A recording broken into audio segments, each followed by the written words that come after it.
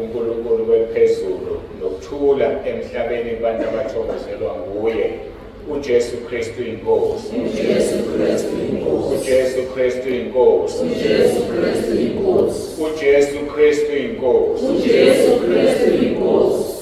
Siyambonga-ke, siyamdumisa uNkulunkulu ukuthi sihlangene futhi namhlanje inyama isahlangene ngomphefumulo kusemqoka lokho siphile ngokwethu njengoba sizwa umama uMbatha esesibhedlela akekho esibhedlela ngokwethanda nabanye abasesibhedlela ngokunjalo inkululeko yethu iyahamba iyaphuma iyabuya umama uMbatha kodwa ngikho lapho ngisekuthenini siyambonga uNkulunkulu khona abandrazile esibhedlela ngoba bethanda bakwazi ukuxwayisa into leyo esibona incane ukuxwayisa kodwa uNkulunkulu singamandla okwenza ngakho-ke siyambonga kakhulu siyamdumisa ukuthi sihlangene njobe-ke ibingelele abefundisi bonke omama befundisi obaba omama intombi ney'nsizwa uSunday School uphathi wohlelo nabasishayela iy'nsimbi egameni lomfowethu uJesu ngesivumo esithi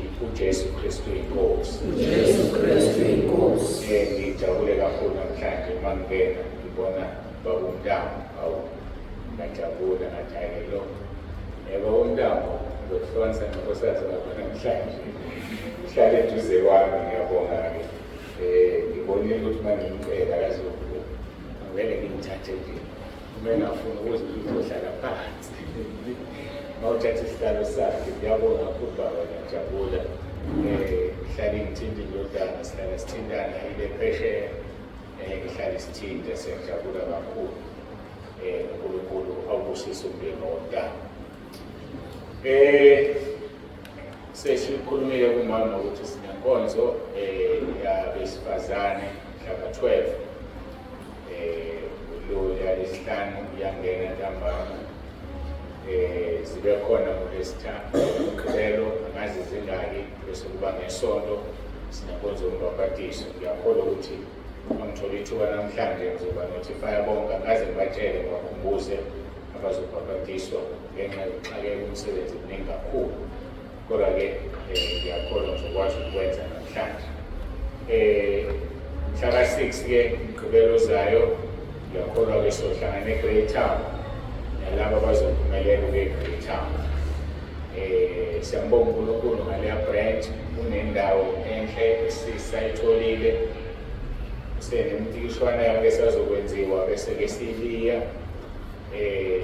iphakathi elokishini lokho-ke kuyasisiza kakhulu ngoba amathuba okugcwala amaningi kuzoyeka umuntu ongayi ngoba engathandi masithola indawo la kunabantu abaningi khona kuba isimangaliso siyambonga uNkulunkulu kakhulu kuleya lokishi ahlukene kaningi amalokishi alaphaya khona inhlalakahle khona uSolomon sazi-ke lelana phansi kweSolomon noma selinelinye igama kodwa kwamanje ngathi bathe kuseyithina sonke sinenkonzo lapha so siyambonga uNkulunkulu siyamdumisa lokho ngicabanga ukuthi okusemqoka eke ngingadlula kukho bese kuba ukuthi-ke asiye enkonzweni yosuku lwanamhlanje. What a mighty God we serve. What a mighty God we serve. What a mighty God we serve. What a mighty God we serve. What a mighty God we serve.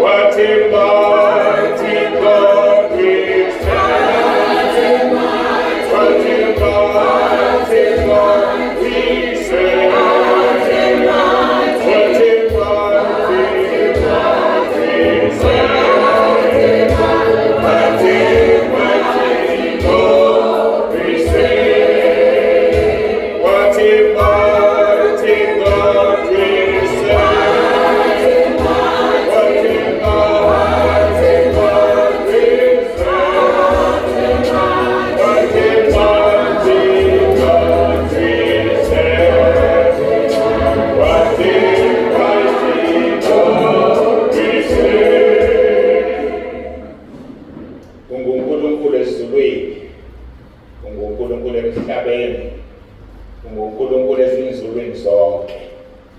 Izwi lakho lisitshela ngokusobala ukuthi akuzange kube khona uNkulunkulu ngaphambi kwakho, ngoba ingaphambi kwakho alikho.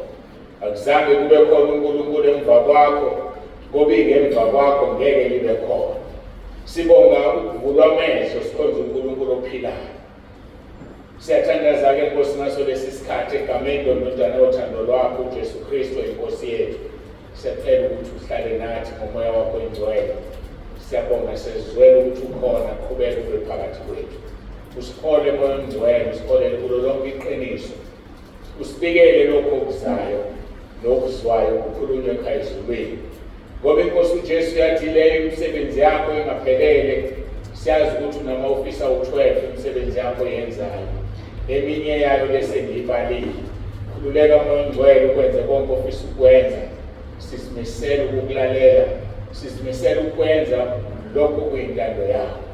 Siyabonga ke Nkosi namanje ukhuluma ngezwi lakho. Kuba Nkosi abantwana bakho abafikile lapho ngabikho zokuyela emuva ngazihamba.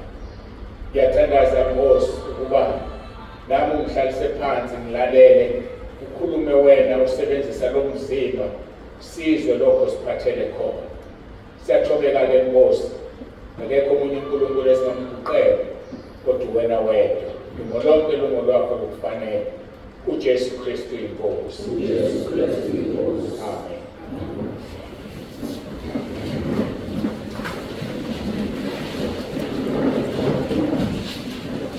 Sizokula-ke amabhayibheli ethu Timotheo wesibili chapter 3. Timotheo wesibili chapter 3. Inkonzo yethu siqhubeka kuyilesa phina kuyona ngesonto edlule upart 10 part 10. Sisakhuluma-ke ngabo abadukisi bezikhathi zokugcina. Itheme yethu ithi ubani isikhathi ewashindi kaNkulunkulu manje. Ubani isikhathi ewashindi kaNkulunkulu. Asiqale ngesifundo verse 1. Verse 2 izomfunda kancane ngivine la sesikhona ngokukhuluma.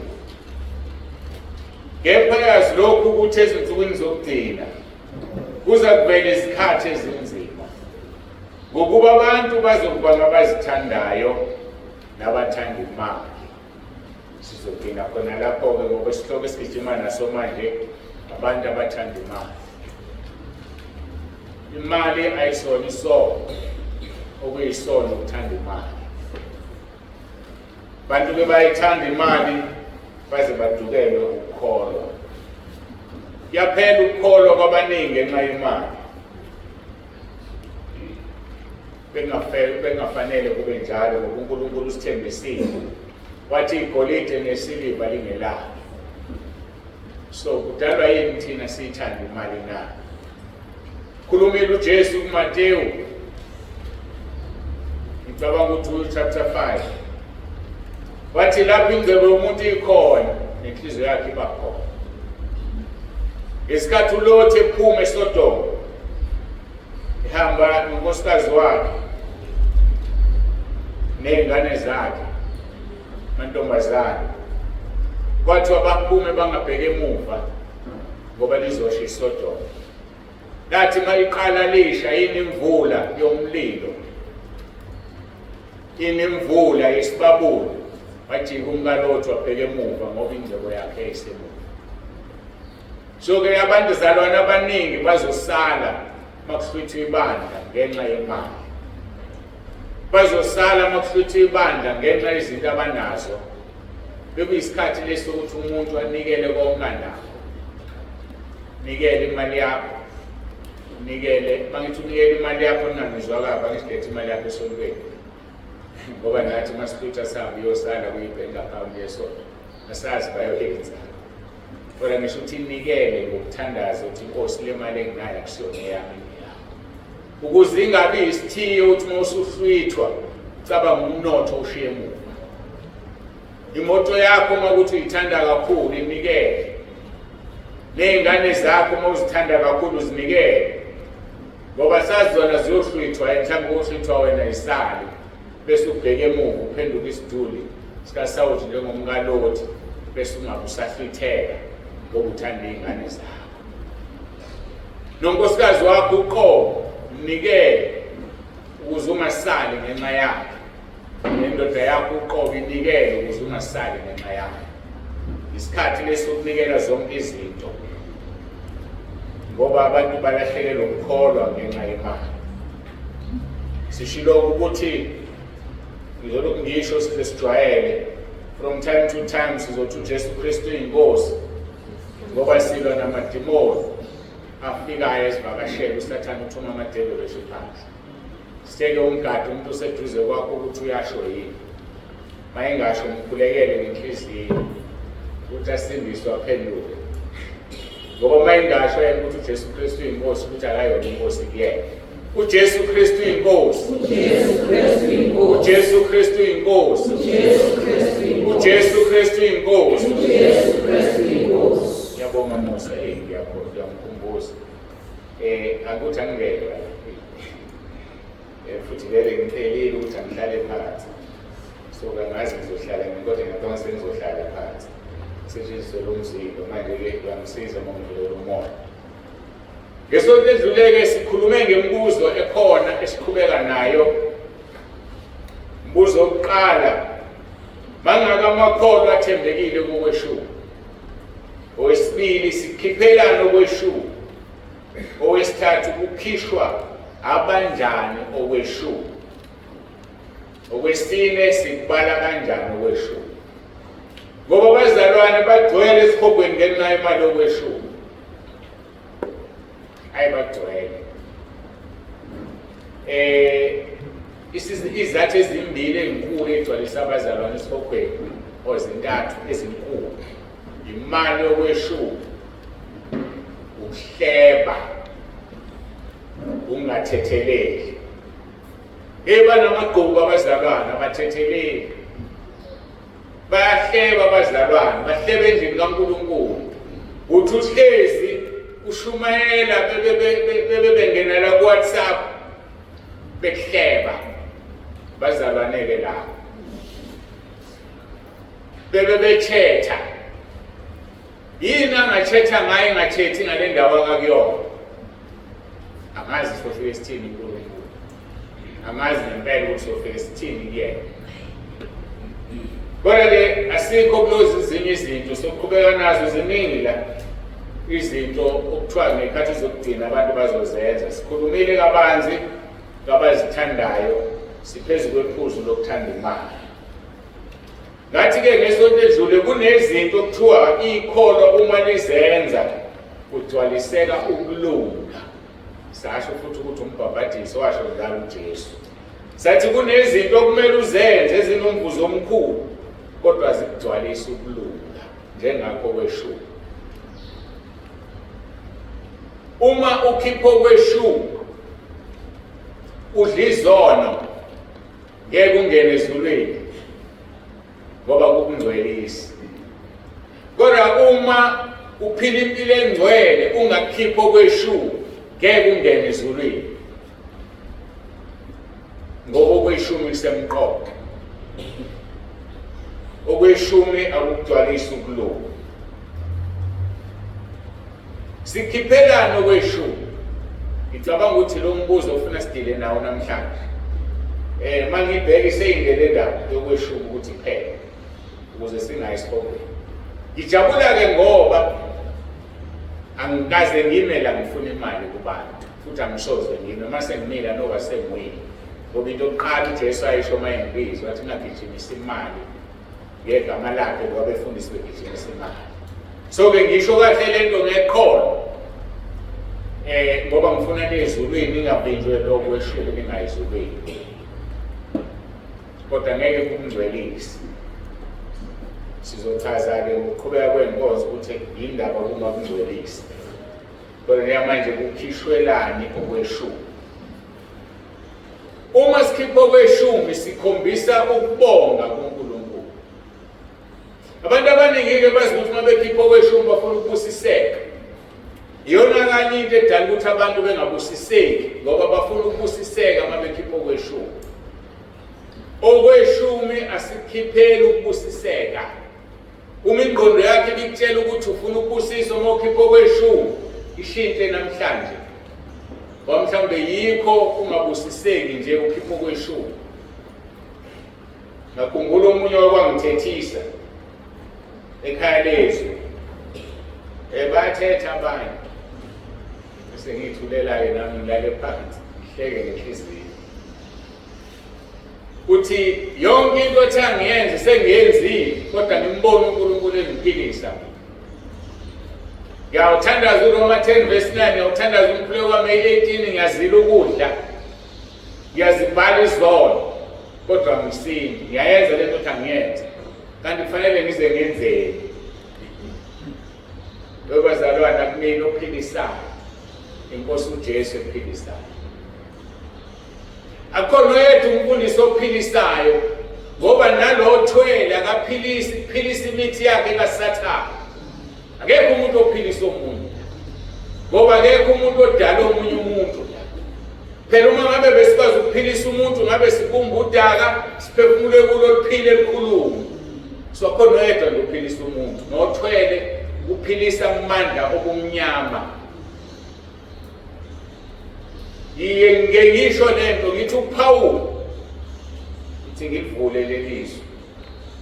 uPaul oyayi kulo la Timothy chapter 2 ephiwe wonke amandla. uPaul kuthathwa indwangu emzimbeni wakhe ezibekwa kubantu besinde, kuphuma amadimoni. Kunabantu abangazange baphilise ngoba kuyena ophilisayo. Timothy wesibili chapter 4 verse 20. Uthi uPaul ebhala incwadi yakhe esevalelisa. uErastu wasale eKorinte ke uTrofimo ngamshiya emelethu egula.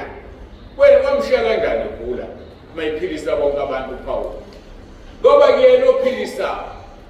uTrofimo lo wakhuluma ngaye umuntu wayesizana naye engingazike noma wayeumphostoli kanye naye noma wayemfundisi. Kodwa umuntu ayisebenza nomsebenzi kaNkulunkulu uthi ngimshiye emilethu enjani egula. Yikho-ke uJesu abafundisi abaqhoshayo athi umuntu ngiyaphilisa. Philisa umuntu onengculazi ngithandaza kwenzeka ukuthi avela mvala angaphinde kuphile umuntu amkhulekela ahamba ayothwala. Ngoba sikwazi ukuphilisa abantu. Inkosi uJesu ephilisa.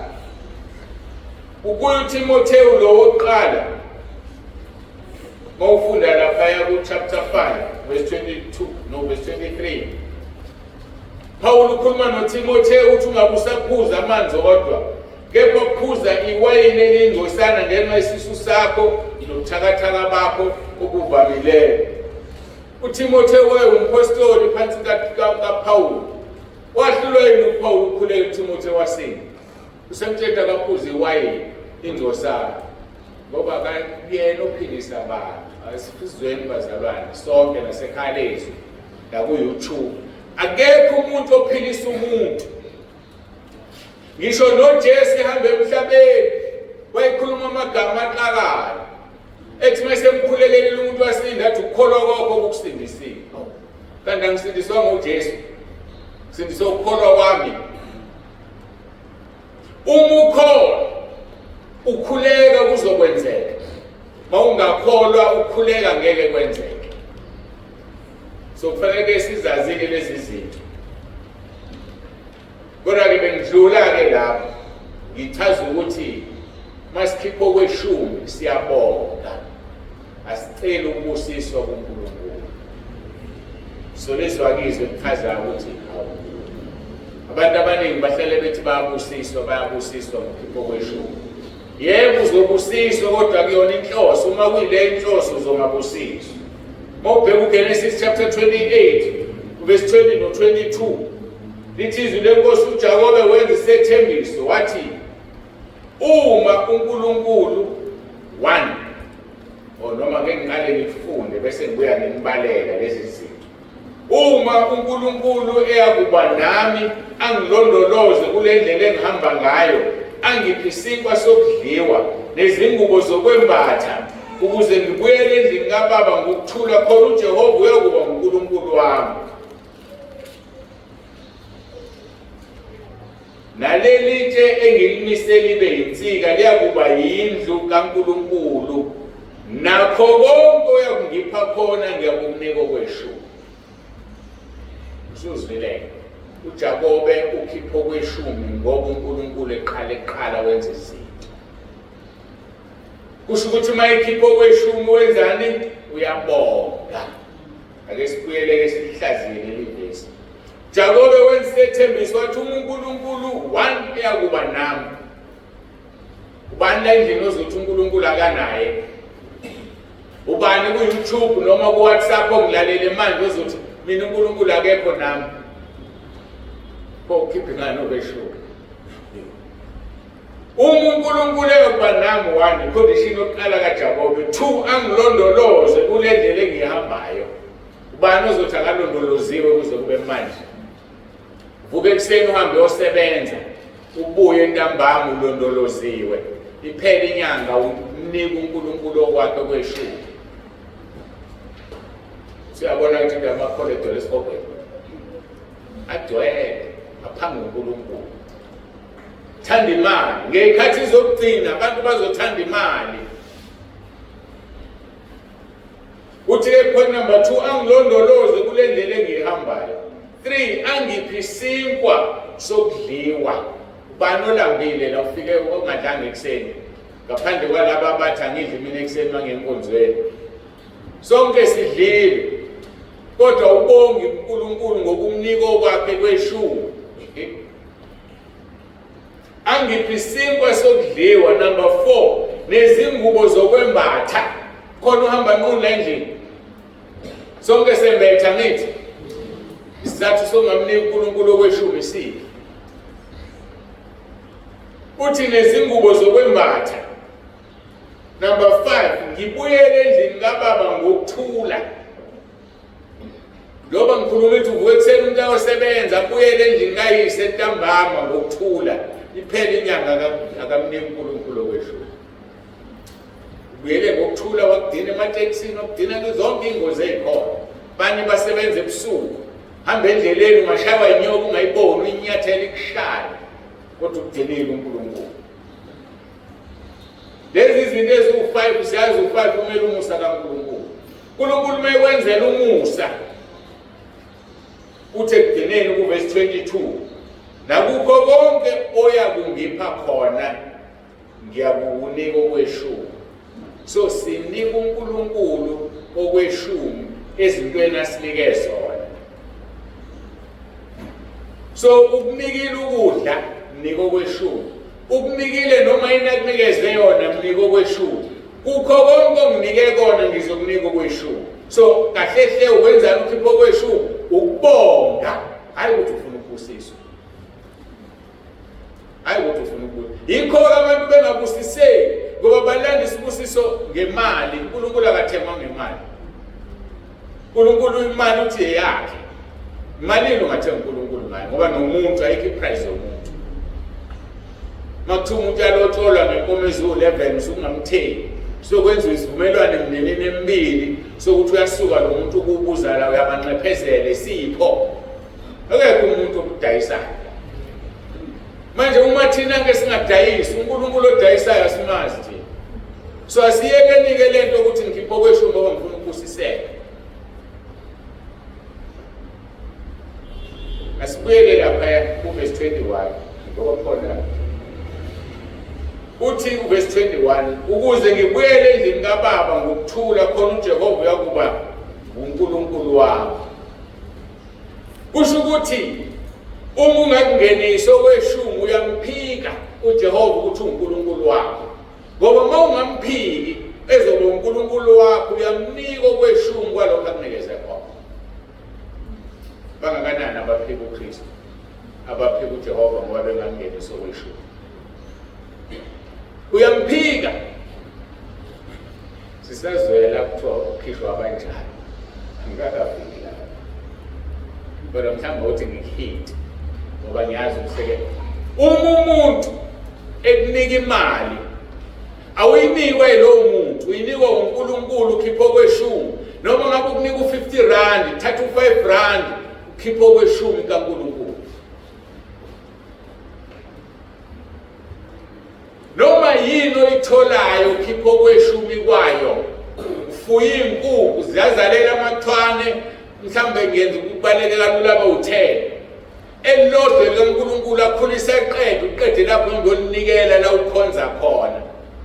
Phela mina ngikhulumeli la, ngikhuluma nandi wale phambi kwami. Nginabantu aba-over 11,000 or 10,300 to be exact ku-WhatsApp, angibazi ku-YouTube.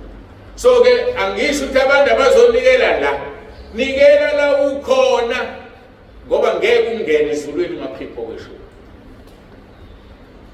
Noma yini oyitholayo khipha okweshumi kwayo. Angithi sifundile nesonto edlule, sikhuluma ngomFarisi ethi wayishaya isifuba umthelisi, ethi ngikhipha okweshumi kukho konke nginakho. That is the basic. Kuyo yonke into oyitholayo ukhipha okweshumi. Noma ngabe ungumama unikwa ubaba imali, khipha okweshumi. Ngoba uyinikwa uyena, uyinikwa uNkulunkulu, uyena umthintile. Khona amakhaya la indoda ihlezi phezu kwemali ayinika inkosikazi. Kunalokho inkosikazi isutha induku iyashaya. Kodwa wena uyakunika yakhe indoda imali, khipha okweshumi kwayo. Mawuyingane umzali uyakunika imali, khipha okweshumi. Phande mekunika imali kuthiwa school fees yosikhokhela esikoleni akwazi ukusihlephuka, hamba usifaka esikoleni nje wasey'khaya. Kodwa imali okuthiwa yakho khipha okweshumi, noma kuthiwa u1 rand unikeza u10 rand. Thatha u1 rand ulethe endlini kaNkulunkulu. Uzombona-ke uNkulunkulu ekusampulele kwenzela izinto ezinhle. Sisazofika-ke lapho ukuthi uma usukwenzile wenzani yena kuwo. So okweshumi kukhishwa noma ubani. And akekho oqashayo kokweshumi. Masisebenza sibabili ekhaya sikhipha sobabili okweshumi. Akekho ozodoja athi unkosikazi wami uyasebenza une-profession, mina ngiyazisebenza, uye kukhipha okweshumi. Ngoba kuzolokhu kuvela inkinga la ekhaya, uNkulunkulu eyithatha imali ivela ama-problem. Kanti aveze ukuthi oyedwa wenu niyamanya akakhipha okweshumi. Sinyamanye lithi iBhayibheli abantu abashadile banyamanye. Kodwa bese liyashintsha lithi nimoya munye noKristu. Okungukuthi ukukhipha okweshumi inkonzo kamoya. Awuzukhishelwa upartner wakho okweshumi. Uzokhipha okwakho ngoba umoya munye nenkosi. Akekho ozoqasha, ngoba oqashayo uletha isiqalekiso la ekhaya. Isazofika lapho. Uma ungakhipha okweshumi uzilethela isiqalekiso. So-ke umuntu uma engakhipha okweshumi uphika uNkulunkulu, uphika uJehova, uthi angikho kanye naye. Ngoba uthi uJakobe la kuverse 21, khona uJehova yakuba uNkulunkulu wami uma ngibuyele endlini kaBaba ngiphile. So kusho ukuthi uma ungakhipha okweshumi akasiyena uNkulunkulu wami. uJesu Kristu inkosi. uJesu Kristu inkosi. Uthi uJakobe, uma usungiphile ngiyokhipha okweshumi. Ubani uzothi akaphiwe? Ungisho uNkulunkulu. Bona umnishelani, umphangelani. Ingakho-ke kuMalaki 3 verse 10 C uthi uma ngingayokunivulela amafastela asezulwini nginithululela isibusiso kunokwaneleyo. So wena ukhipha okweshumi ngoba ufuna isibusiso, ukhipha okweshumi ngoba uyabonga, bese uNkulunkulu uyathinteka ezulwini avula amafastela esekunika esinye isibusiso ngaphezulu kwalokho okwanele. Ilapho-ke indaba hayi ukuthi ukhipha okweshumi ngoba ufuna ukubusiswa. Cha, ukhipha okweshumi ngoba uyabonga. Abese bonga ukuthembeka kwakho uNkulunkulu akunikeze more than what is enough for you.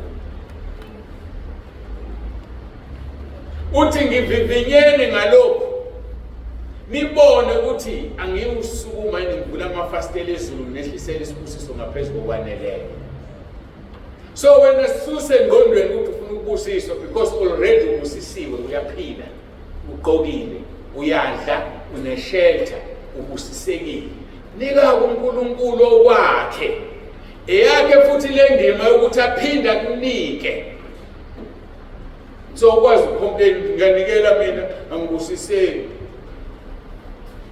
Mhlawumbe ngasho uhamba lapha emgwaqeni, olale emgwaqeni. Angazi kanjani ngoba naye ugqokile akahambi ngqo. Uyahamba emgwaqeni akhangeze bamnikeze imali. So naye akahlupheki. Ngiyambona ke makuthiwa sobona umuntu uhamba nqunu la. Mhlamba kade ngokudla. Akulula kodwa simbone ngoba uNkulunkulu sidalile sinesipho. Umbona umuntu uhamba nqunu ngakhipha nebhanti umbhinyise lo. So kahle ekugcineni akekho umuntu onesizathu sokungakhipha okweshumi. Ayakekho. Manje mawungakwenzi-ke kodwa ucabanga ukuthi ezulwini mina ngazi ngokungena kwelabana. Kodwa hayi la uNkulunkulu engikhonzayo. Yabona ke lo ngikhonzayo hayi. Ukuthi uNkulunkulu uma ngingayi kungivulela amafastela asezulwini ngimthulelele isibusiso kunokwaneleyo. Bengiphendula kumbuzo othi sikhiphelana okweshumi.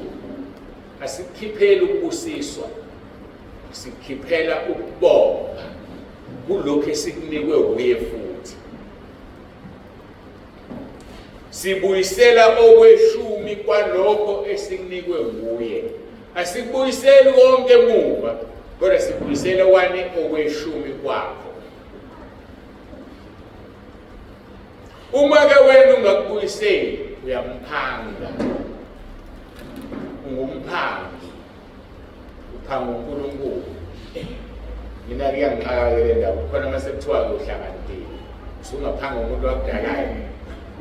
Umuntu obona yonke into yakho, owazi yonke into yakho. Mase kushaya ngasakuniki-ke. uJesu Kristu inkosi. uJesu Kristu inkosi. uJesu Kristu inkosi. Uma ke uphanga uNkulunkulu kungenzeka ngabe sakunika nalokho abekade kunikeza khona. Okubuhlungu kakhulu umphanga uNkulunkulu uyakuqalekisa. That is the worst part of it. Uyakuqalekisa. Asifunda uverse 9 kaMalaki chapter 3. Uthi niqalekisiwe ngesiqalekiso nokho niyamphanga. Kahle wonke umuntu ufuna ukubusiswa. Kodwa wonke umuntu uyasifuna lesi siqalekiso sokuphanga uNkulunkulu. Mhlawumbe abantu bebekwenza bengazi. So uma uphanga uNkulunkulu landa isiqalekiso. Uyasiqalekisa nje wena. Ngeke ukuqalekisa ukuthi usukela abantu. Usibani wathi ki ugogo ngingakafi wathi ngeke ngishade ungasashadi. Suwela ugogo wakho. Wayesikhulumela nje naye ukuthi lokho kwakumqhubu. Kahle hle sakhe isiqalekiso sekuthenini awumniki uNkulunkulu okweshumi kuphela lapho nje. Esakho ke silapho nje. Ususukela abantu abayikhulumela izinto ngokuhlasuka nokuthuthela uthi bona abakaze nje benze lutho empilo yabo. Niqalekisiwe ngesiqalekiso nokho niyamphanga. Uma uphanga uNkulunkulu uzilandela isiqalekiso sizihlalele lapha yakude. Yasizihlalele lapha kude. Yasilanda silethe emndeni yabo. Lento ke ngishilo ukuthi uma bebabili abantu ekhaya besebenza ukuthi omunye wenzani noma uhola kancane kangakanani akusho lutho. Sonke ekhaya sikhipha okweshumi as an individual. Ngoba uNkulunkulu kwembathisile wena wedwa wakugqokisa wena wedwa. So uma ungakwenzi ulethe isiqalekiso kuleli khaya. So abazali abasukume babheke mhlawumbe iqalekiso zabo ziphume ey'nganeni zabo. Ney'ngane isukume zibheke mhlawumbe iqalekiso zabo ziphuma kubazali babo. Seyasebenza ingane ukhipha okweshumi la akunyakaze kodwa la ekhaya akwakheki ikhaya ufuna ukulapha kwakhela abazali bakho bathule baqubile nje balimile bayathola emasimini abakhipha okweshumi bafuyile abakhipha okweshumi bahola impesheni abakhipha okweshumi akushwanga ukuthi makuthiwa impesheni awukhipha okweshumi ukhipha okweshumi kweyonke into uNkulunkulu akunikeza yona. Siyabona ukuthi indaba ungaphumeleli.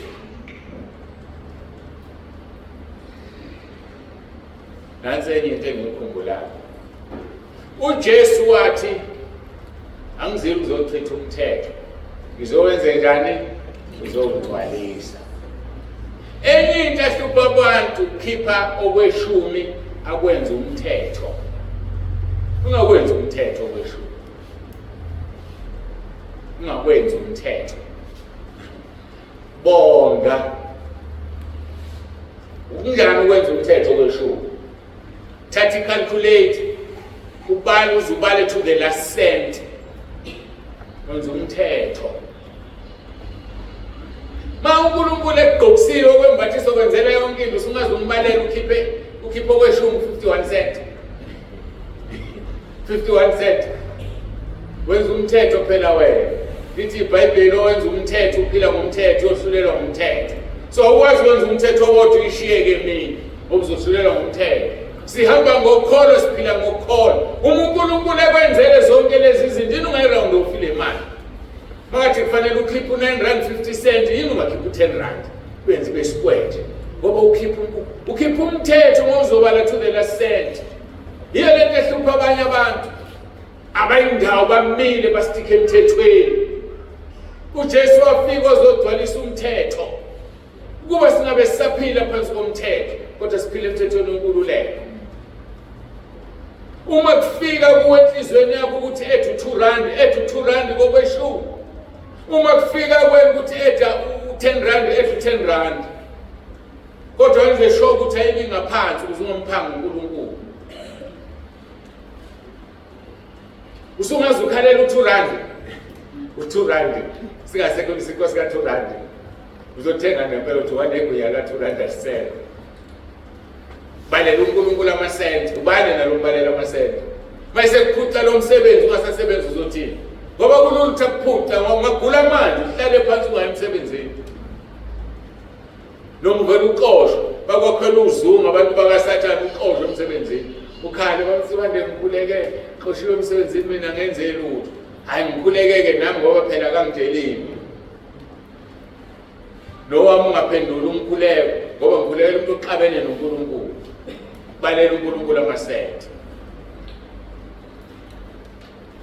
Ukuthanda imali ngezikhathi zokugcina.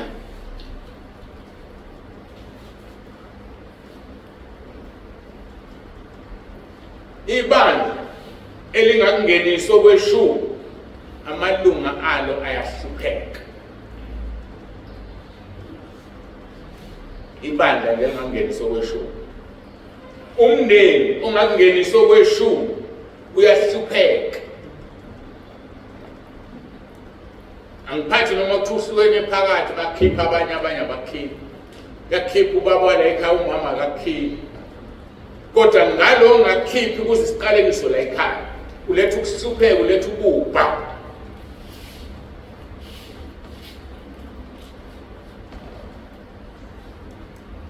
Ilunga lebandla elingakungenisa okweshumi liyahlupheka. Lona nje lilodwa liyahlupheka. uNkulunkulu ufuneka simbonge simkhonze la entabeni nasekhaliswe ngoba amaqiniso siyawatshelwa amaqiniso simele ukumbonga uNkulunkulu. Kuyahlushekwa laphandle abantu bahola imali ongajabula noma ungayihola phela ivika kusekho nesenti ngeke ukuthethe ishoniseni. Bayahlupheka abantu ngokungangenisa okweshumi endlini kaNkulunkulu. Ngenisana okweshumi endlini kaNkulunkulu. Nibone uma ngayovula amafastela ehlisa isibusiso ngaphezulu kwanele. Yabona kumele udliwe ukudla kwale nyanga kuze kwele kwenye inyanga niholile. So grocer sithini ngoba ukudla kukhona. Siyakwazi la ekhaya lethu bahlele bekufakaza lo. Athi umuntu bengigrocer, igross iphele ngo2 weeks. Sento lesithathu la kuleli lohola impela sekudonswa kanzima la ekhaya. Kodwa ngeke ngakhipho kweshu, igrocer ngemali efanayo, kodwa ukudla sekuyasala kweqela kwenye inyanga. Kwenziwa yini lo? Kwenziwa yini? Ngiyathemba sokwazi ukuphendula lo mbuzo. Ngokunikela nangesibusiso esivele kunikeleni. Ake sihlaziyelele amavesi. Engathi ngizofika kule ndothi lo sengeke ngayithinta.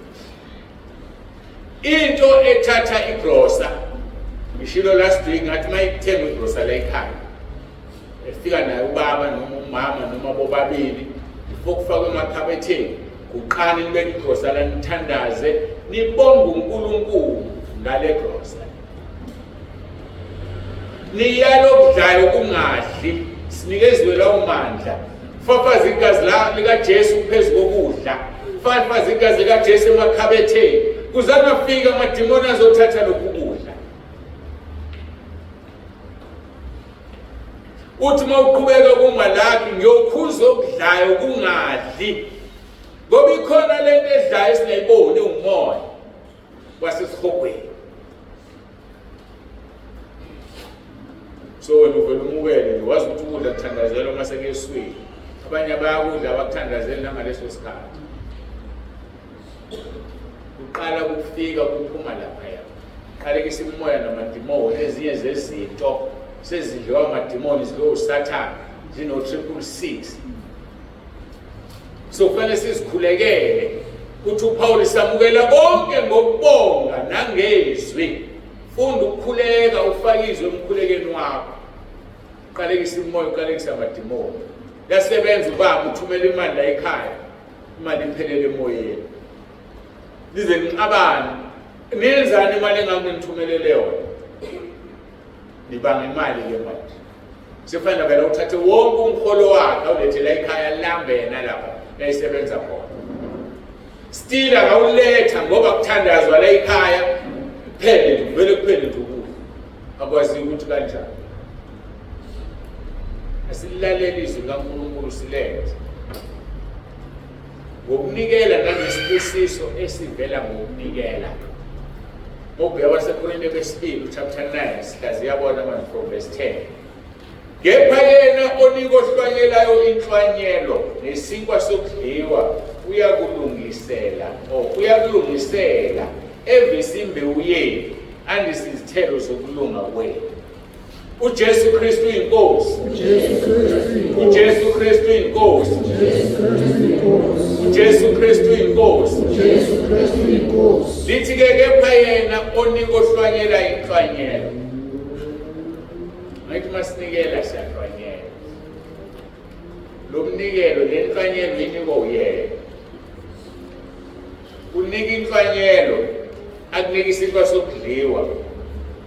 Abese ekulungisela ayevisa imbewu lo ihlwanyelayo. Ayevisa futhi ngamagama ngesabe sanikela uyanda kwabona lokho okunikelayo uyakwandisa. Abese andisa izithelo zokulunga kwenu. Isithelo sokulunga ilesi osithola okuthiwa umqhele wokulunga. Akhuluma ngawo uPaul. Kuyo futhi le ncwadi mangaphezulu. Verse 8 chapter 4. Noma imnandi moyiqala ku6. Uthi uPaul ngokuba mina sengiyanikelwa nesikhathi sokunuka kwami sesifikile. Ngikulwile ukulokuhle ngiqedile ibanga ngidinile ukukholwa. Lalelake number 8. Sengibekele umqhele wokulunga. Umqhele wokulunga ilo umqhele ovela ngokunikela. Umqhele wokulunga. Mawufunda uMateyu chapter 6 lithi uma wenza ukulunga ungamemezeli emgwaqeni endaweni zemgwaqo isandla sokudla amasipho esophoto singaboni. Ingakho ke ngihlale ngisho ngithi ama JJ nama JD emabandleni alethi siqale kiso. Ngoba unikela amaqede kumenyezela ukuthi ama-JJ akhipha imali engaka, ama-JJ akhipha imali engaka. Sisukuma isigwili sithi hayi ngeke sihlulwe yini siphathe u-200 rand kanje. Ngeke lo muntu awuthole umqhele wokulunga wes lelo bandla khona yedwa ukuthola umqhele wokulunga including umholwane. Ngoba uye lo wenzisa ibandla ama-JJ nama-JD. Thatha ibandla ulifake esihogweni. Masinikela la akufanele mina mangikulandela ngibona ufike washiya malini esitsheni sokunikela. Akufanele uphathe imali vele obala. Ngoba isibusiso ngeke usithole. Ngiyasaba ukuthi ngithi uzothola isiqalekiso. Kodwa nje ngizoma ngithi isibusiso ngeke usithole. Asilenzeni izwi njengoba linjalo to the letter. Singani robi. Ngesinye isikhathi linzima ngiyavuma impela kunzima ukwenza izwi. Kodwa kufuneka ulenze okufuna ukuzulwini. Kepha-ke verse 9 or verse 10 kepha yena unika ohlwanyela imhlwanyelo nesimbo sodliwa uyakulungisela ebesimbe uyeni andise izithelo zokulunga kwenu ukuze ezintweni zonke nitetshiswe kukho ukuphana konke okuveza ngathi ukubonga uNkulunkulu. Ihambele imnandeli ivesi 11 ukuze ezintweni zonke nitetshiswe kukho ukuphana konke okuveza ngathi ukubonga uNkulunkulu. Siyahlupha-ke isizulu makuthiwa nitetshiswe as if osala ngicebisa yabona ukhuluma uyamlaya umuntu akukhulunywa ngokumcebisa la. Nizwa kahle ngesingisi. You will be made rich in every way so that you can be generous on every occasion. So uzoceba lenkonzo yakucebisa ukuze nicebe ezintweni zonke. Uzoceba ngoba unjani uphana unikela. So asiyekeni ukuphanga uNkulunkulu. Indaba iqalaphi uNkulunkulu. Uzomupha kanjani umuntu uma uhlulwe ukupha uNkulunkulu? Ngoba umsaba uNkulunkulu. Siqala uNkulunkulu simnikeze okweshumi kwalokho asinikeze khona. Khona sizokwazi ukubona abampofu ngokubona loyo sole nokubona loyo bese uyamnika. Uzomnika kanjani umuntu ungamsaba uNkulunkulu? Uhlulwe ukunika uNkulunkulu. Uzomnika kanjani? Lithi-ke uze ezintweni zonke nitetshiswe kukho ukuphana konke okuveza ngathi ukubonga uNkulunkulu. Lala ngizobuyela esingesini khona sizizwa kahle. You will be made rich in every way so that you can be generous on every occasion. Generous on noma bethiwa yini usibani bami siyanikela.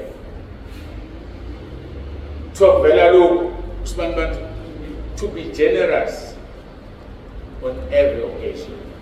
Makweka uNkulunkulu nje noma bethufa ku5 rand uNkulunkulu uthini unikelele.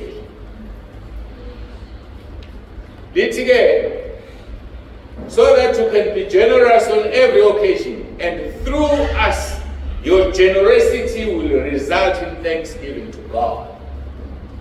So ngesikhathi wena uphile on every occasion through us ngathi thina osinikezile sizomdumisa simbonga uNkulunkulu. Lapho la ngifuna icaca ngoba lapha evezi ithi okuveza ngathi ukubonga uNkulunkulu. Kanti la ithi your generosity will result in thanksgiving to God through us. Sizombonga uNkulunkulu ngawe onikelile on every occasion. And ngesikhathi simbonga uNkulunkulu uthi uNkulunkulu yindaba usibanibani amdumisi abese yabheka emhlabeni athi kungenxa kasibanibani onikelile abese kusisa. Yindaba usibanibani wajabula kangaka namhlanje wangidumisa wangibonga ngoba bengamenzeleli usibanibani wenzela ukuthi abese ngibusisa. Mina ngazi uma ngezwe lenkonzo inika thina esiphiwayo ukuthi simdumise uNkulunkulu abese kusisa wena. Hayi thina simdumisayo. verse 12, ngokuba ukukhonza ngale nkonzo akuqedi kuphela ukuswela kwabangcwele, kepha futhi kuvamisa kakhulu ukumbonga uNkulunkulu ngabaningi. So uma le nkonzo yenziwa, baningi abantu abamdumisa uNkulunkulu, bese abayenzayo kuqeda ukuswelwa, ayeke umuntu angasweli. Manje kodwa iqala ngakho, ithi ayiqedi ukuswela kuphela, kodwa yenza nabantu bamdumisa. Ayikho into uNkulunkulu ayithanda edlula ukudunyiswa. Ayikho. Wagqilaza uFaro ngesikhathi phela abantwana bakwa-Israyeli emshintshisa yena, afika athi Mose, hamba wenze nje emanzini aphenduka igazi akwenze. Akhala uFaro athi ngiyabadedela abantu, amjikise yena uNkulunkulu, ayikhonke inhliziyo yakhe nisahamba. Kwenzeke lokho, athamba uFaro athi uNkulunkulu namanga uzothamba aqina. Ngokuthi manje ezwini lakhe ngayiqinisa inhliziyo kaFaro ukuze ngidunyiswe ngaziwe. So ezinye zezinto ezimbi ezizokwenzeka kuwe ingoba umdumisa uNkulunkulu, ufuna umdumise abese yazisusa. So thina abanye lesithatheleni isibusiso ngokupha abantwana bakaNkulunkulu khona bezomdumisa uNkulunkulu abese yasibona sibubuka. Lisho njalo lapha kwabase-Efesu lithi uma ninesikhathi yenzani okuhle kakhulu kwabendlu yokholo. Ngilibheke ngiyathemba uzosheshe ngithole. Ngithemba uzosheshe ngithole. Yenzani okuhle kakhulu kwabendlu yokukholo owakukholo kwabase-Efesu. Galatia chapter 6 verse 10. Galatia chapter 6 verse 10. Lithi ngakho-ke njengokuba sinethuba asenze okuhle kubo bonke, kepha ikakhulu kwabendlu yokholo. Yenza okuhle konke umuntu, kodwa gxila kwabendlu yokholo khona bezomdumisa uNkulunkulu abese kubheka. Kodwa sikhona uNkulunkulu omnandi. Nangilokho uthi ngithini? Ithi izwi lenkosi ngale mawubo uma selimnambithile namuzwa that God is good. You have to taste him. Mawusumzwile uNkulunkulu umnandi, amaHebheru 6 verse 10, qhamukela nje amavesi. Ngokuba uNkulunkulu kasiyo ongalungile ukuba khohlwe umsebenzi wenu, nothande nalibonakalisa ngakula igama lakhe, lokhu nibakhonzile abangcwele nisabakhonza. Hayi uNkulunkulu eyithanda le. Mawenza okuhle kongcwele, ayakakhohlwa into yenzile. Kufanele sithandane ngothando lukaKristu. Kufanele sibonane mayelambile omunye uhamba umsisi. Mhlambe phakathi kwethu lana khona ongenakho ukudla azolala ekudlile namhlanje. Asibenze abazalwane bakhululeke bakhulume. Uyasaba ukusho. Uyasaba ukuzothi noma Mtsibande namhlanje ngizolala ngadlile nengane zami. Ningasaba ukuzothi ukhulumani. Khulumani ngoba siyasifuna isibusiso. Hayi ukuthi sidliwa ngitheke manje siyasifuna ngisho umndeni wakhe bani. No. Sengisho kunoma imuphi umzalwane. Ngcono kube uyena olandulayo. Nayo olandulayo ngathi singaba nendlebe sizwe, sibona ukuthi basizwe labo bazalwane. Ngoba uNkulunkulu ufuna sithandane, ufuna sizwane, ufuna ukunconywa. Kunabantu abahluphekayo bakwazi ukubonga uNkulunkulu ukuthi uNkulunkulu ngishayile mina. Ngoba thina abazalwane siyongongo, asifuna ukuphana, asifuna ukunikela. Uzobona kanjani umuntu uthi uNkulunkulu wethu uyaphila? Uzobona kanjani ukuthi uyikholwa ngempela ungaphani? Hayi uphi umuntu bese yangibalisela ngokukhuluma ngaye umbone nje ubane egqoka ukuthi mina. Zolanda lesiqalekile. Sanda sokudla amasipho esokhohlo asinabo. Mawenza into yenze quietly. uNkulunkulu obonayo usezulwini uzokubuza. So sesizwileke amaHebheru 6 verse 10. uNkulunkulu akasiyo ongalungile ukuba khohlwe umsebenzi wenu, nothando nalibonakalisa ngokula igama lakhe, lokhu nibakhonzile abangcwele nisabakhonza.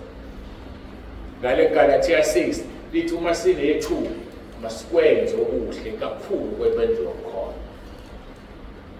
Yini ke sizoyilandulela ngayo?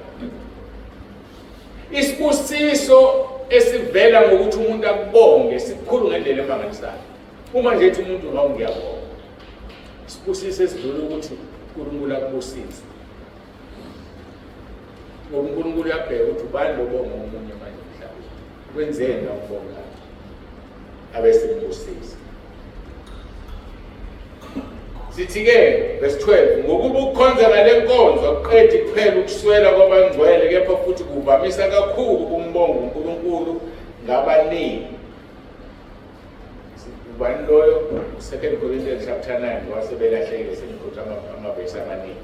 Verse 13 lokhu ngokuvivinyeka kwale nkonzo badumisa uNkulunkulu ngenxa yokulalela ukuvuma kwenu ivangeli likaKristu nangenxa yokuqotho obudlelwano benu nabo yebo nabo bonke. Angazi ukuthi ababali isizulu sijulile sizwakala uzwakala mase uyothekela ngale polika George ake ngiphinde uthethile lokhu ngokuvivinyeka kwale nkonzo badumisa uNkulunkulu ngenxa yokulalela kokuvuma kwenu ivangeli likaKristu nangenxa yokuqotho obudlelwano benu nabo yebo nabo bonke. Leli gama lithi ngokuvivinyeka kwale nkonzo lithatha leli vesi lilahle kulo. Into evivinywayo into elingwayo babhala into wrong lalele ngesingisi. Because of the service by which you have proved yourself. Basho lo because of the service you have proved. Ngenxa yokusho sukwenzile ngesizulu bathi ngenxa yokuvivinyeka kwale nkonzo. Yebo nje into evele ihlukene. Ayivivinyekile. Because of the service by which you have proved yourselves, men will praise God for the obedience that accompanies your confession of the gospel of Christ. Abantu bazobonga uNkulunkulu ngenxa yokuvuma kwenu ivangeli likaKristu. Ngoba ngekho umuntu ongaphanisa engenalo ivangeli likaKristu. So abantu babonga uNkulunkulu ngoba sivumile ukumukela ivangeli likaKristu. And ivangeli likaKristu can only be seen through love. Uthi umthetho omusha ukuba nithandane abantu bayokwazi ukuthi ngabafundi babo. So masithandaneni sibe ibandla elinothando. Ngikhuluma uthando lokujola. Ngikhuluma uthando divine love. Masithandana sinothando uNkulunkulu uzosibusisa. uNkulunkulu uzosikhumbula. Mawufunda uMathewu 25 abantu abaphanayo bafowethu bazozingenela ezulwini. Aya ngazi bona ngizwa bazongena ezulwini abantu abaphanayo bangene bangakhathazwa umuntu bazongena ingelosi iqhele zivula ikhala zithi bazongena bengazubheka ukuthi igama lakho likhona encwadini yokuphila noma likho ngoba kade bephana. Awuthi ngimkhumbuze uMathewu 25 ngiyacabanga senengikhohlile ngizomfunda ngamabomu ngiyamazi benzomcula nje kodwa ngenzela nini khona nani nizomvula bafowethu siyayekela ukuyezulwini yabona mawulahla ngeke uzilandulele mawuqala lapha yakuvesi sugijima verse 31 khona nxa indodana umuntu iza ngenkazimulwana nezingelosi zonke ezimngcwele kanye nayo khona iza kuhlala esihlalweni sayo senkazimulo kuza kubuthelwa phambi kwayo izizwe zonke ibahlukanisa abanye kwabanye njengomanje usehlukanisa izimvu nezimbuzi imisi izimvu ngakwesokunene sayo kepha izimbuzi ngakwesokhohlo.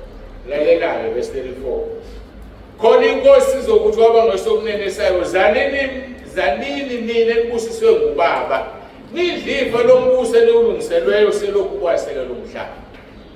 Ngithe abantu abaphayo they will just walk into heaven.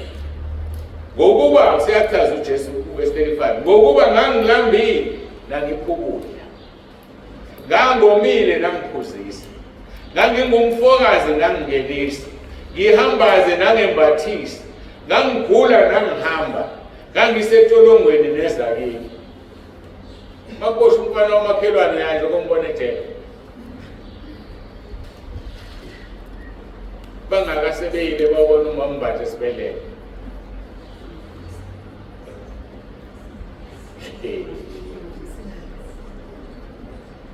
bebengazi. Seniyazi manje. Senzoshintshana esibhedlela. Uthi uJesu ngokuba ngangilambile nangipha ukudla, ngangomile nangiphuzisa, ngangumfokazi nangingenisa, ngihambaze nangembathisa. Wadinanele kuphi umuntu into yokugqoka yakho engasakulingani. Verse 37. Khona bayakuphendula abalungileyo ngokuthi Nkosi, ngathi kuthiwa abalungile. Uthe uMathewu 6 uthini? Uthi uma wenza ukulunga. Ngase ngizokhotha 1 Timothy verse lokugcina lapha ku chapter 6 ethi uPaul umqhele wokulunga ungilendile. So umupha wakho umqhele wakho wokulunga. So uthi-ke lithi-ke leli verse khona bayakuphendula abalungileyo. So into ekulungisayo ukwenza ukulunga. Ngeke kukulungisa ungakwenza ukulunga. Uneshaya. Sikubeke nje kucace bawumzalwane uncishanayo. Ngeke uthole umqhele wokulunga. Uma kuwukuthi ukhona wona othize oyothola, ningabi umqhele lapho esibili. Ngemila uNkulunkulu mayevuma soke sishumele ngomqhele. Okay, Nkosi sakubona nini ulambile sakupha ukudla, noma umile sakuphuzisa, sakubona nini ungumfokazi sakungenisa, noma uhambaze sakwembathisa, sakubona nini ugula, noma usetulungweni seza kuwe na. Verse 40, Inkosi yakuphendula ithi, ngiqinisile ngithi kini njengokuba nikwenzile komunye walaba abafowethu abancane nikwenzekile. Asenzeni ukulunga bafowethu, asiphaneni, sithandaneni, sinikele, singamphambi uNkulunkulu. You will just walk into heaven. Mawungazenzi lezi zinto, the same way you will just walk into heaven. Aweziyela nje wena isibongo. Futhi yokuthi uyazama ukungayi usibona iforce yokunishana ikuphoqa yongena phakathi. Ngoba uyancishana. Fundiseni ingane zakho ukuncishana manje esikoleni. Ningayinike ingane ukudla kwakho, futhi ingane ukunishana. Awenze ingane isikhaphini esiningi, khona izophana umngane wayo lo. Mhlawumbe sikutshelile ukuthi umngane wami uhlale ngasiphethe abanako ukudla ekhaya. Fundisa ingane ukuncishana. Izongena kuliphi izulu. So uthi kuJesu okwenze kwabancinyane bami ukwenza kimi. Hawu bafowethu. Ithile insizwa noma enye indoda. Angeke ngithathe imali. Abasebenzi abafundisi bahlala. Phela ngihambe ngokunikeza enye indoda imali nje. Hawu ngeke kwenze lokho. Nami ngangisho njalo. Ngingakazi. Awunike enye indoda. Unika uNkulunkulu uqobo lwakho uqashe kule ndoda. Nayo le ndoda isezophendula phambi kaNkulunkulu ukuthi yayenzani imali kaNkulunkulu. Sonke we going to give account. Wenzeni ngemali kaNkulunkulu abazalwane bekunikile. Ngiyabonga ke mina uNkulunkulu yami imisebenzi yabonakala. Sazozaka nje izindlu ngiyaqhubeka zokukhona. Manje ngisaphila nani ngisanginika imali ukuze ngibusiseke. Phela ngakho izindlu zokukhona. So ihamba lapho indaba yani yabazalwane abazogcwala esikhopeni ngenxa yokuthanda imali. Bengakaliqedile ngesingisi. Because of the service by which you have proved yourself, men will praise God for the obedience that accompanies your confession of the gospel of Christ, and for your generosity in sharing with them and with everyone. Ukuphanisa kwakho upha abantu na uphiwa lokho kwenza abantu badumisa uNkulunkulu.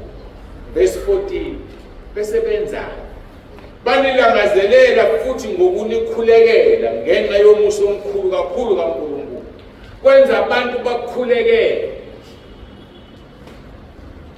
Ukunikela, ukuphana. Kwenza abantu babe sekhoneni lakho. Mawuba sekhoneni ngilinganisa njengesibhakela. Makuliwe esibhakeleni. Into eningi ebuzwayo yalela box asilazi. Ubani usekhoneni la? Hayi magama ubani umcoacha. Mangathiwa uMark Tyson veze usezobuyinile lo muntu. Kusho uMark Tyson enayibashaya ngesikhathi sakhe. So ngaba amagama mawuphana uqoqa abazalwane to be on your corner and pray for you. Yini ezobhimbuka ngene ezulwini wena usuqoqa inqwaba yabantu. Ngokunjani uyaphana. And bafowethu noyengenele sibonge ngoba nithanda.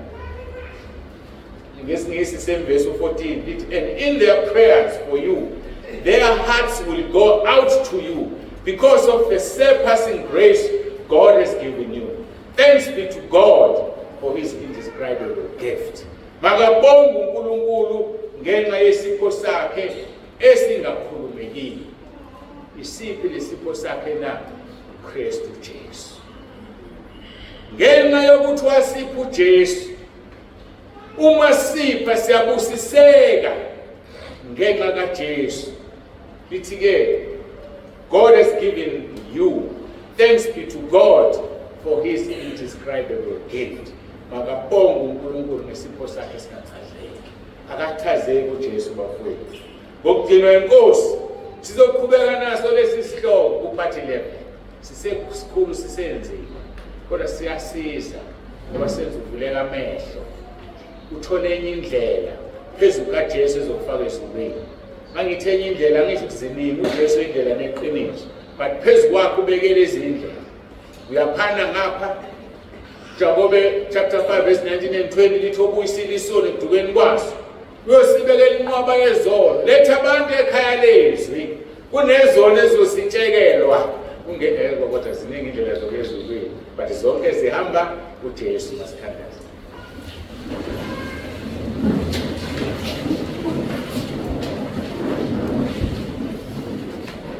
Babolungileyo, babongcwele, uNkulunkulu namuhla siyabonga sisizwile okufisa sikuzwe namhlanje. Siyabonga ngoba ukhombisa ukuthanda. Uyasithanda enabeninzi kaJehova uyabonelelwa. Uyasithanda egruphini kaWhatsApp ekhaya lezwi. Nalabo abasubscribe abazoyithola le nkonzo ku-YouTube ukhombisa ukusithanda. Siyabonga Nkosi, wasithanda kuqala. Ingakho nathi kufanele sikuthande. Ushilo wathi umyalo omkhulu, thanda uJehova inkosi uNkulunkulu wakho ngayo yonke inhliziyo yakho, ngayo yonke ingqondo yakho, ngawo wonke umphefumulo wakho nangawonke amandla akho. Mthetho wesibili, thanda umakhelwane wakho njengoba uzithanda. Siyabonga Nkosi, siyezwa indaba yothando namhlanje. Siyayifunda ngokunikela, kodwa siqala kuwena sikhipha okweshumi. Singakuphangi ngoba siyabonga ngakho ukuthi usibusisile. Udumo lonke Nkosi sinikeza wena lukufanele lungolwakho. Basizeka abantwana bakho, siyazi ukuthi ekhaya lezwi amabandla amaningi ahlukene. Bayenze inkonzo yokunikela emabandleni akuwona. Bayenze Nkosi inkonzo yokukhipha okweshumi emabandleni akuwona. And usize nabaholi bawo bangadlali ngale mali ukuze abazalwane babusiseke. Ngoba isibusiso siqhamuka ngokuthi mina ngiyisebenzisa kanjani le mali masifikile kimi. Basize bongcwele bahole benze izinto ezithokozisayo ukuze isibusiso sehlele emabandleni ahlwempi nahluphekayo. Ehlushwa ukuthi bayanikela abaholi badlala ngemali. Siyacela-ke Nkosi ngenelela usise lona loyo ofikile la namhlanje. Azozwa lelizwa kube khona kutholayo nabuyela nakhe emuva. Nabo bonke-ke Nkosi abazoyilalela babusise balizwe balenze izwi lakho. Dumo lonke silinikeza wena lukufanele lungolwakho. Ngoba kazange abe khona uNkulunkulu ngaphambi kwakho, ngeke abe khona emva kwakho, ngoba alikho ngemva kwakho, alikho ngaphambi kwakho. Siyabonga thando sithande ngalo uJesu Kristu inkosi. uJesu Kristu inkosi. Ngiyacela ukuqhubeka uNkulunkulu nomusa bese ngithi ngiyavala. Siyakhumbula Nkosi umntwana wakho sesibhedlela umama uMatha. Ngiyakhuleka Nkosi sithume izwi lakho ngokwe-1 7 verse 20. Usithembisile wathi umkhulekeli wakule ndawo izophenduka. Siyacela Nkosi ukuthi ngesonto elizayo ngokuvuma kwakho asiphoqe izimo wena waziyo. Siyafisa ukuba naye enkonzweni. Siyafisa ukumbona ephumile khona. Ngakho Nkosi siyacela wenzele igama lakho dumo. Siyacela Nkosi umphilise. Siyacela Nkosi umsize abantwana bakhe, umndeni wakhe emdinge ekhaya. uNkulunkulu wethu ngenelela. Bonakalisa amandla akho. Athi siyakupela sizojabula ukubona. Usisake Nkosi umkhuleko. Usisa abantwana bakho bonke. uJesu Kristu inkosi. Jesu Kristu inkosi. Amen.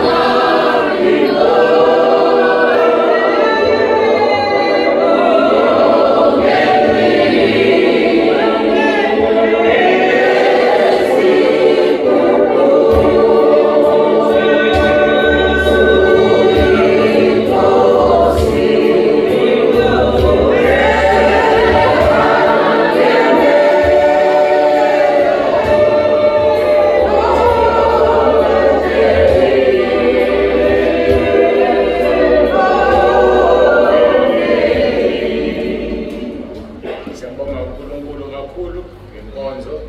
uNkulunkulu ambusise, uNkulunkulu abe nani. Sengidedela-ke umphathi wohlelo uJesu Kristu inkosi. uJesu Kristu inkosi.